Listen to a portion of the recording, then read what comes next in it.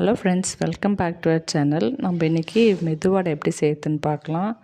அதுக்கு ஒரு டம்ளர் போல் உளுத்தம்பருப்பை ஒரு அரை மணி நேரம் கிட்ட ஊற வச்சாச்சு.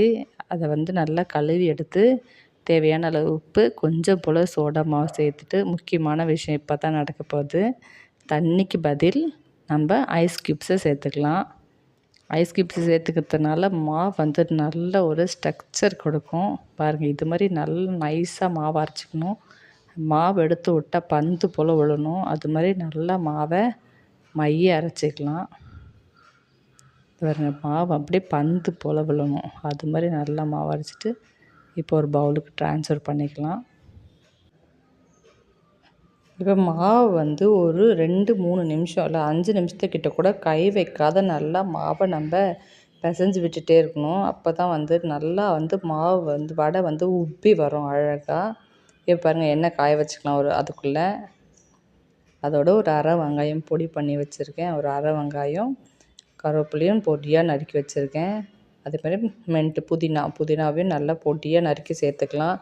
இதில் வடையிலலாம் புதினா போடும்போது யாருமே அதை வெளியே எடுக்கவே முடியாது, அந்த அளவுக்கு இருக்கும். அதோட கொஞ்சம் மிளகுத்தூள் சேர்த்துருக்கேன்.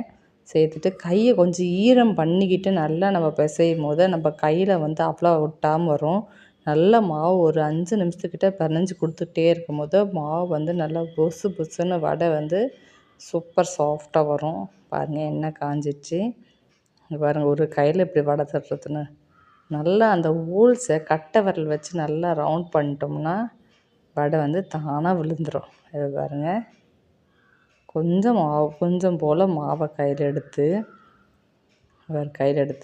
அந்த நல்லா ஓரளவுக்கு தட்டிக்கிட்டு அந்த கட்டை விரல் அளவுக்கு நல்லா ஹோல்ஸ் பண்ணிட்டு போட்டோம்னா பர்ஃபெக்டாக வடை ரெடி ஆகிடும்.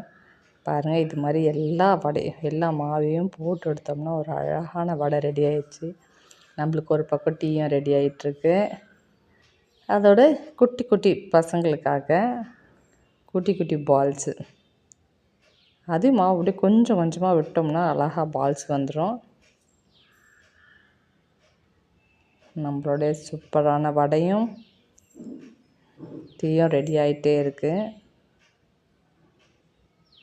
அதை நல்ல ஓரளவுக்கு கலர் வந்ததும் அழகாக எடுத்துடலாம். பாருங்கள், வடை ரெடி ஆகிடுச்சு. மின்ட்டெல்லாம் நம்ம சேர்க்கறதுனால ஸ்கின்ல இருந்து இந்த ப்ரீத் ப்ராப்ளம் உள்ளவங்க எல்லாருக்குமே மின்ட் ரொம்ப நல்லது. இந்த காஃபு எல்லாருக்கும் மின்ட் ரொம்ப நல்லது. அதனால் நம்ம எதுக்கெலாம் சேர்க்க முடியுதோ அதுக்கெலாம் சேர்த்து சாப்பிட்றலாம். பாருங்கள், நம்ம சுட சுட டீயும் சூப்பரான மெதுவடையும் ரெடி. வீடியோ பிடிச்சிருந்தால் லைக் பண்ணுங்கள், ஷேர் பண்ணுங்கள், சப்ஸ்கிரைப் பண்ணுங்கள். தேங்க்ஸ் ஃபார் வாட்சிங்.